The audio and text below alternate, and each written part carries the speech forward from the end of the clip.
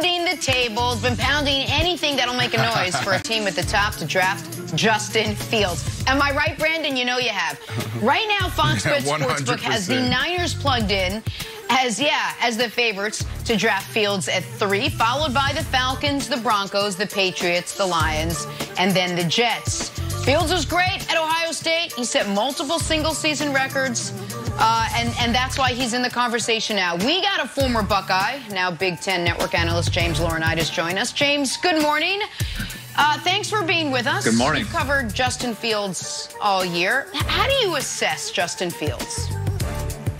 Well, I'm with Brandon. I think that Justin Fields is the best quarterback in this draft. The two head-to-head matchups against Trevor Lawrence, I believe Justin played better on the field than Trevor Lawrence. And it seems like there's one player each and every draft period that tends to get all this criticism for no apparent reason. First, it was the work ethic with Justin Fields. That's not coming out of anyone at Ohio State. Quarterback coach Corey Dennis, head coach Ryan Day. His work ethic was fighting for the season for the Big Ten. He was the one out front on Good Morning America, pounding the table to say, hey, let us play football, for a guy that, quite frankly, didn't need another season to play football at Ohio State in order to be a first-round pick. And then it was the processing. You know, gosh, he can't really process. He doesn't do a good job reading defenses. And Pro Football Focus comes out with their stats. Actually, he's the most efficient at getting to his second read out of all the college quarterbacks. So for whatever reason, Justin Fields has kind of been the favorite for everyone to pick on in this draft.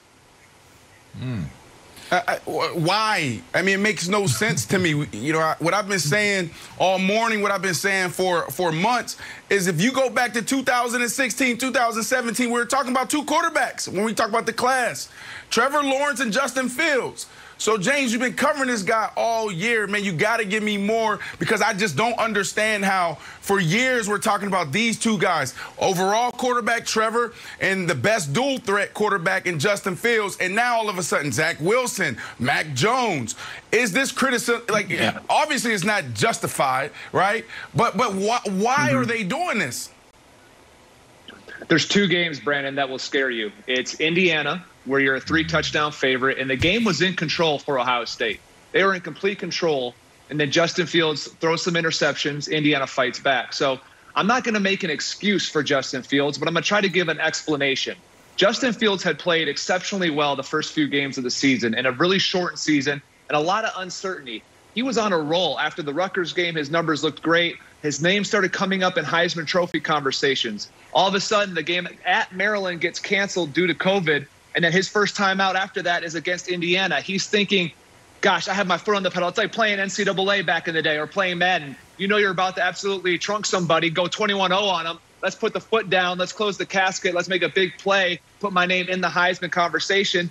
It didn't work out for him. He forced some throws that I, quite frankly, have never seen him force before. It wasn't his best showing.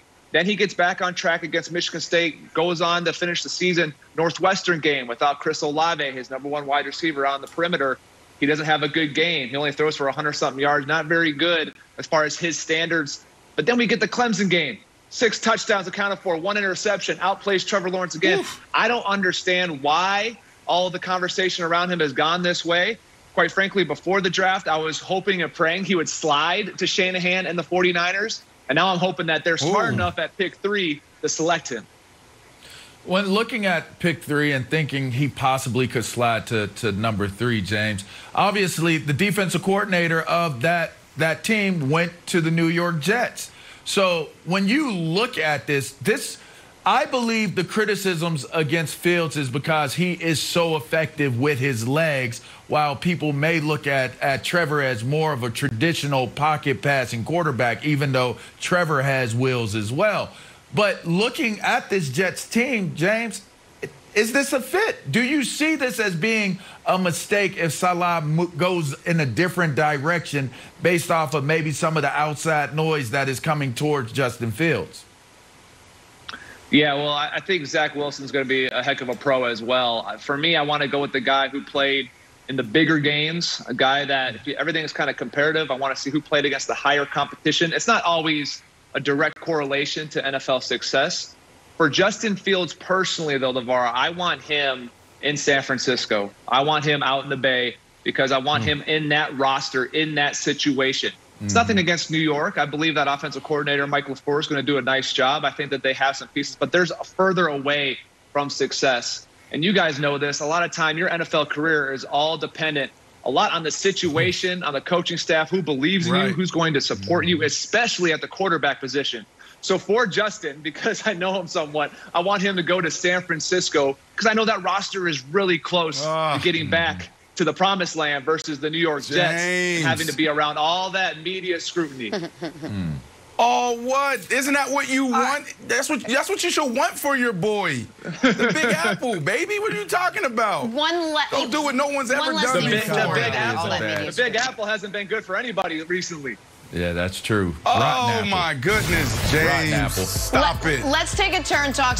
Let's talk some defense now. So our Joel Klatt ranked the top 50 players in the draft, and his top 3 guys on defense were these 3 right here: Virginia Tech corner Caleb Farley, Penn State linebacker Micah Parsons, and then you got Bama corner Patrick Surtain. So we've heard all about the offensive guys, but James, who do you think is going to be the best defensive player to come out of this draft? Come on, James. Bring it home. Well, I know LeVar's going to like this one, but I got to go.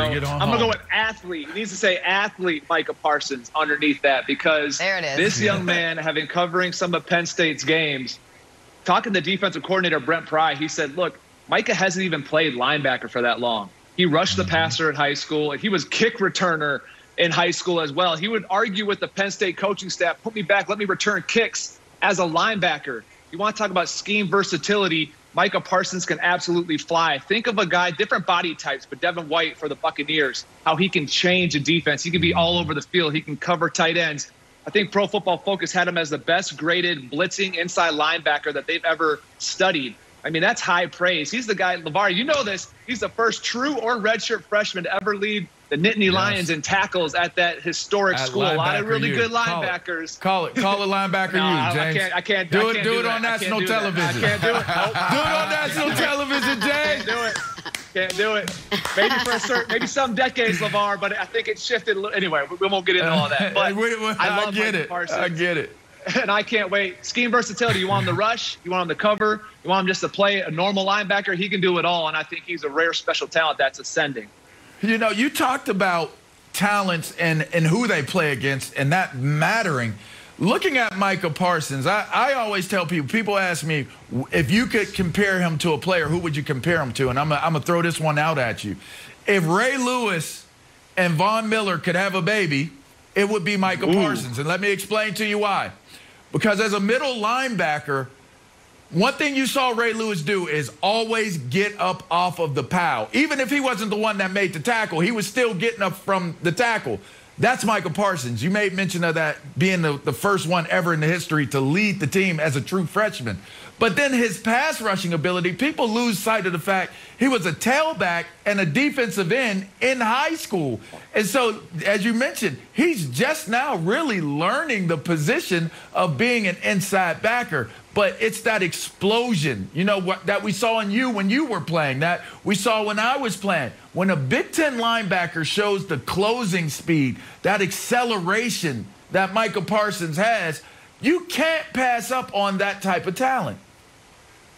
No, you can't. Well, first off, I have to correct you. The explosion that Micah Parsons has was way better than mine. I had to take great angles, all right? I had to have a good step, and I had to study a lot of film, take great angles. But okay, we got it. No, but Micah Parsons you're absolutely right.